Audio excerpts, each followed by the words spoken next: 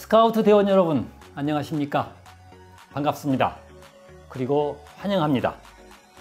저는 대한민국 스카우트의 산실인 중앙훈련원장으로 봉사하면서 이번 세계 잼버리에서는 대한민국 대표단 부단장의 역할을 맡은 정혜용입니다.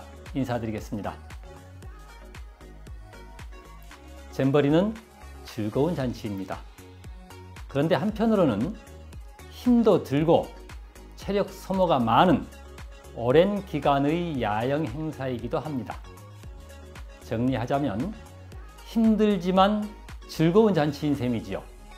힘들고 어려운 과정을 거치면서 즐거움을 찾아 나간다고 할까요? 우리들이 여행을 할 때도 11박 12일이라고 하면 결코 짧은 기간이 아닙니다. 아무리 편안한 숙소에서 생활한다고 하더라도 시간이 오래 가다 보면 힘들고 집 생각이 많이 납니다. 집 떠나면 고생이라고 했나요? 이 세상에서 제일 편안한 삶의 공간은 바로 우리 집이기 때문일 것입니다. 특히 이번 잼버리에서 걱정되는 것이 하나 있네요. 그것은 우리나라뿐만 아니라 참가자 모두의 공통점이기도 할 것입니다. 아직 완전히 끝나지 않은 코로나19 때문이지요. 지난 3년간 우리는 코로나 때문에 야영 활동 등을 포함한 단체 활동을 제대로 할 수가 없었습니다. 그러다 보니 예전의 잼버리에 비해서 참가자들의 야영 활동 경험이 부족할 수밖에 없었습니다. 그래서 저의 이야기가 조금 길어지겠네요. 제일 문제는 체력입니다. 내가 지치면 모든 것이 귀찮습니다. 타인에 대한 배려의 마음도 줄어듭니다. 서로를 배려하고 이해하는데 더 많은 노력을 기울여 주시기 바랍니다. 그러기 위해서는 지금부터라도 나의 체력을 기르는데 더 많은 시간을 투자하여 주십시오. 부탁입니다. 지난 1991년 강원도 고성에서 열렸던 세계 잼버리를 비롯해서 아태 잼버리 또는 한국 잼버리에서의 경험으로 보면 힘이 딸린 사람들은 걸음걸이부터 달랐습니다. 어깨는 처지고 신발은 끌고 갑니다. 잼버리에 대한 흥미와 만족도가 떨어질 수밖에 없지요. 잼버리에 참가하기 전에 체력 관리에 특별히 신경을 써달라는 당부의 말씀과 함께 안전생활과 관련한 여러 가지 말씀을 드리니 잘 새겨두셨다가 하나하나 실천하여 주시기 바랍니다. 아울러 우리는 외국의 대원들과 어울리면서 한 사람 한 사람이 외교관이라는 그러한 생각으로 건강하고 즐거운 잼버리를 즐기시기 바랍니다. 흔히들 이렇게 얘기합니다. 안전은 아무리 강조해도 지나치지 않다고. 여기에 하일리히의 법칙이라는 말이 나옵니다. 하일리히는 보험회사에서 일했던 사람이에요. 보험회사에 접수된 사고를 처리하면서 하나의 법칙을 발견합니다. 1대 29대 300이라는 숫자예요. 물론 이 수치가 꼭 정확한 것은 아닙니다. 대형 참사 하나가 발생하는 데에는 사전에 경미한 사고가 29건 정도 발생하더래요. 또 그 전에 벌써 무상해 사고, 그러니까 크게 다치지는 않았지만 다칠 뻔한 사람이 300명 정도는 있더라는 얘기예요. 우리 대원들의 기억에는 없겠지만 예전에 어느 백화점이 무너졌을 때도 그 이전에 이미 벽에 금이 가거나 천장이 주저앉는 등의 전조 증상이 있었다는 것입니다. 그런데 이를 무시했던 것이지요.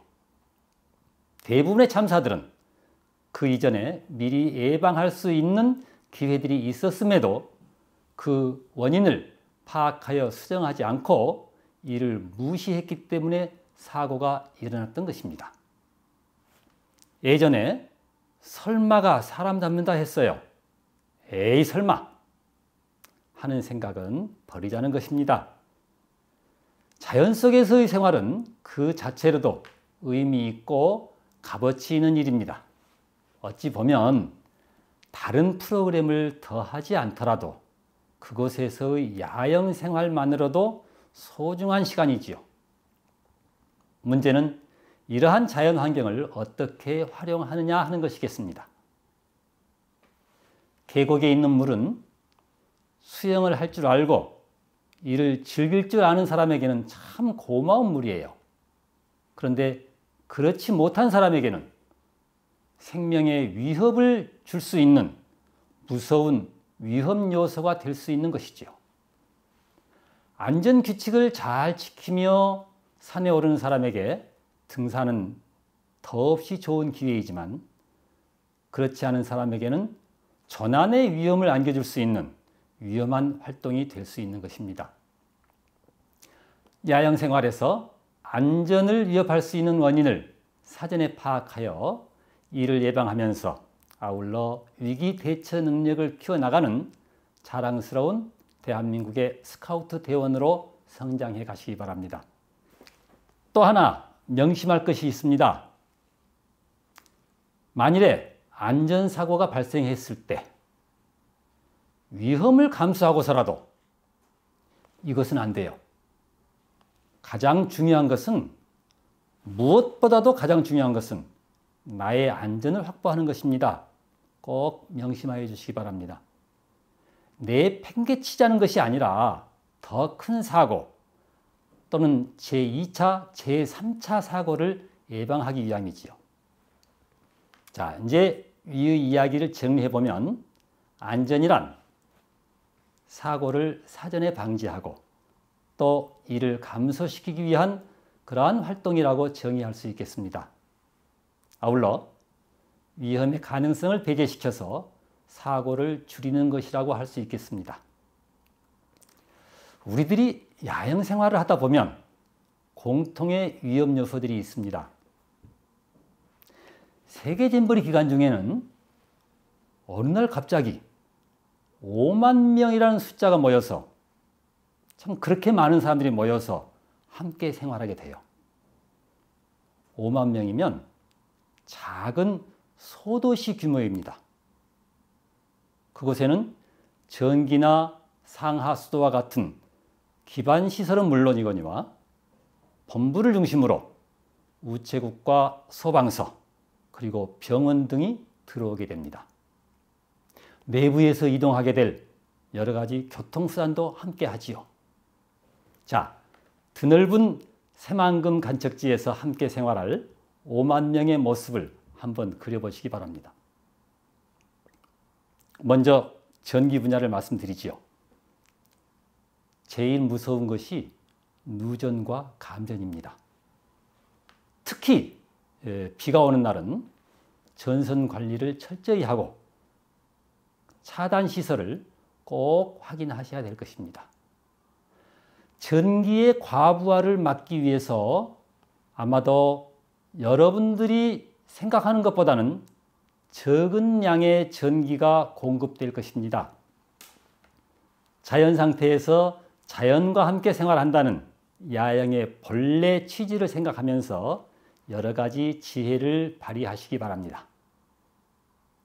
화재와 관련해서는 더운 여름이다 보니까 난방을 위한 화재의 위험은 없겠습니다만 취사를 위한 불관리나 단위대별로 진행하는 캠프파이어 등에서의 뒤처리에 특히 관심을 가지셔야 될 것입니다.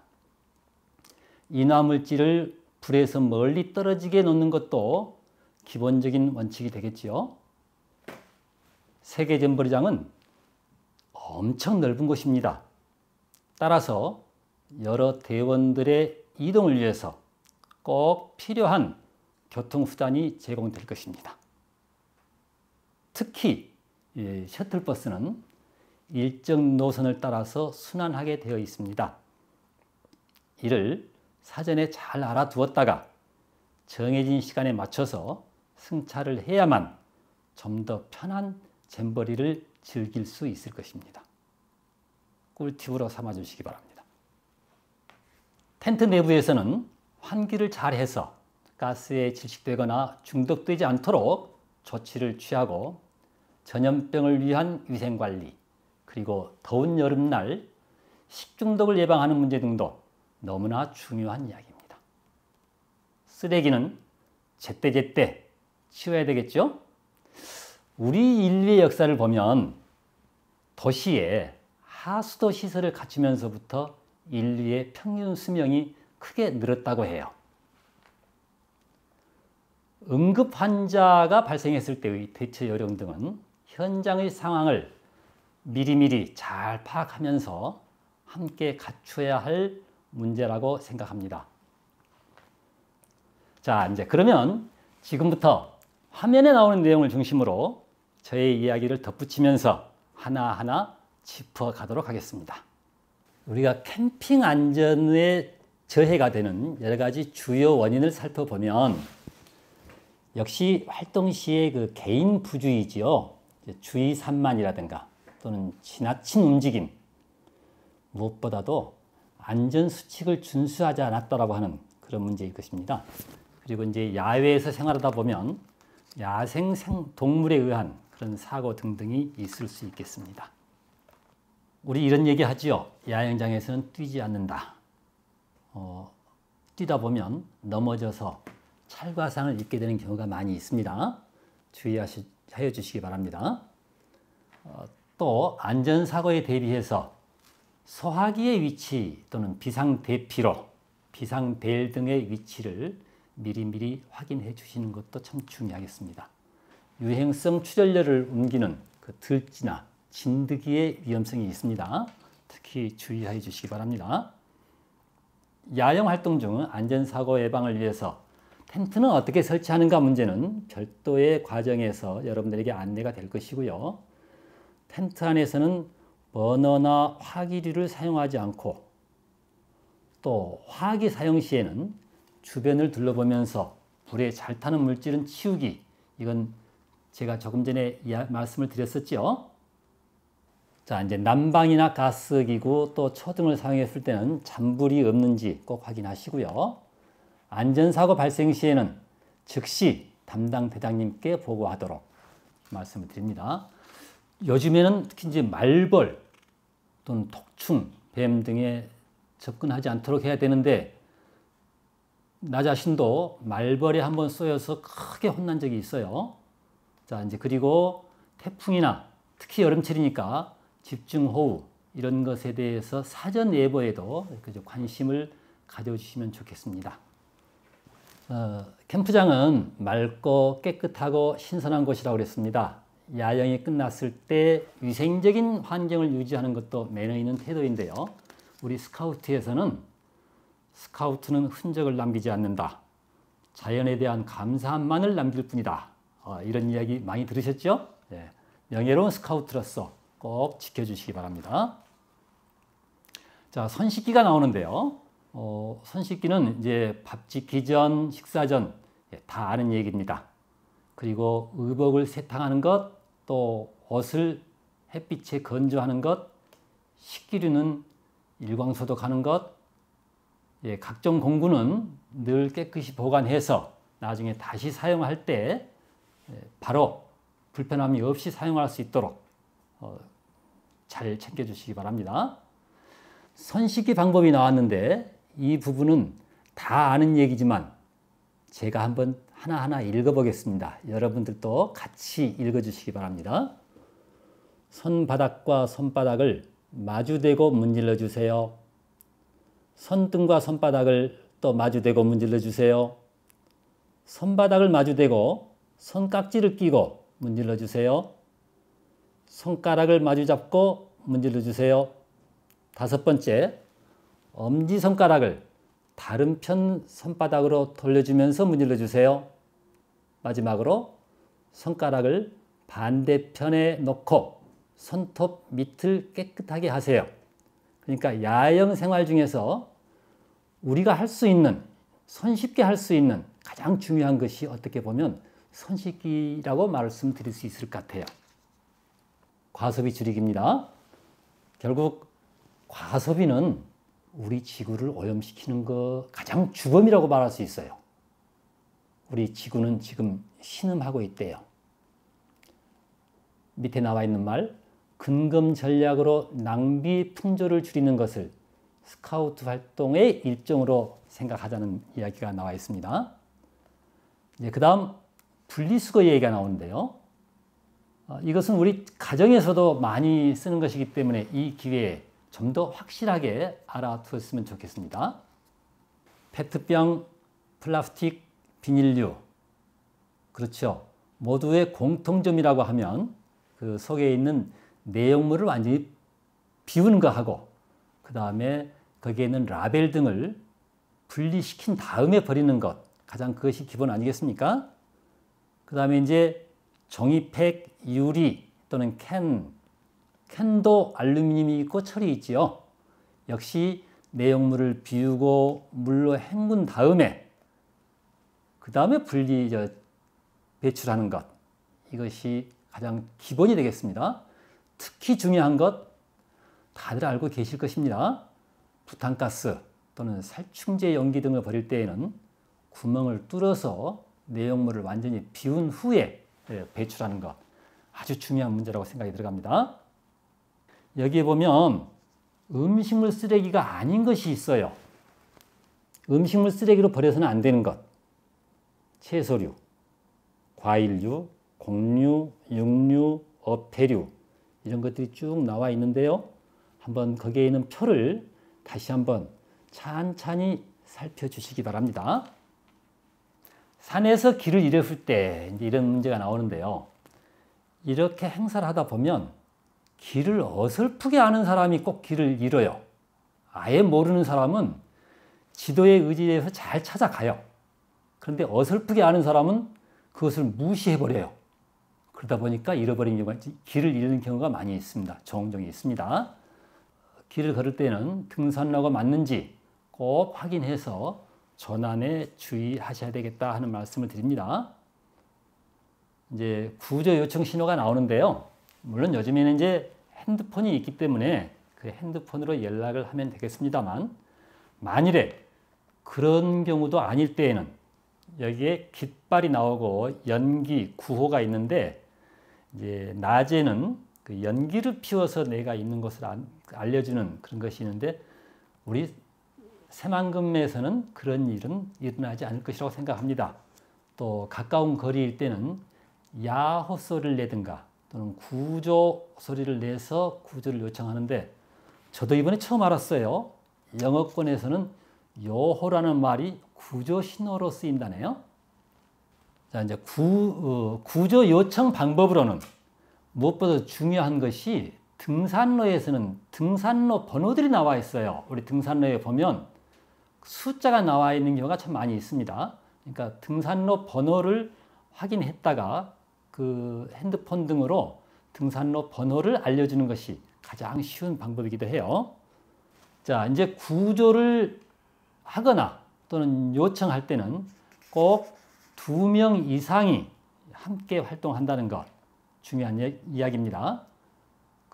조금 전에 말씀드렸지만 조난을 당한 장소, 그 다음에 현재 상황, 그 다음에 이거 중요하죠. 조난당한 사람의 신상, 그 다음에 구조를 하러 올 때 무엇이 필요하다, 필요한 것을 미리 말씀드리는 것, 전해주는 것 중요하다고 생각합니다.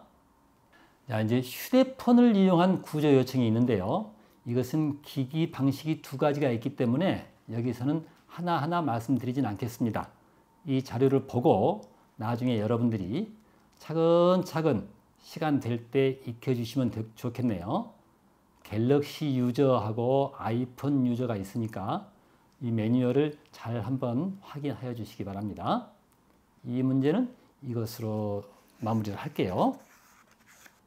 CPR 구조호흡법은 있는데요. 이 내용도 역시 지금 이것만 가지고 여러분들이 실생활에 이용하기는 어려울 겁니다. 그러니까 시간 될 때 여기 있는 매뉴얼을 차근차근 한번 읽어보면서 함께 연구해 나가도록 그렇게 하지요. 그 후에 보면 또 기도 폐쇄 처치법이 나와요. 이 부분도 마찬가지로 하나하나 나중에 확인해 보시면 좋겠습니다. 자, 이제 지금까지 우리 세계잼버리를 하면서 필요한 여러 가지 사항들을 살펴보았습니다. 처음에 말씀드렸던 대로 내 체력 관리 잘해서 지치지 않은, 그러면서 즐거움을 찾아가는 그런 자랑스러운 대원들이 되어주시기 바랍니다. 우리 대표단은 자랑스러운 스카우트 대원들의 멋진 세계 잼버리를 응원합니다. 네, 감사합니다.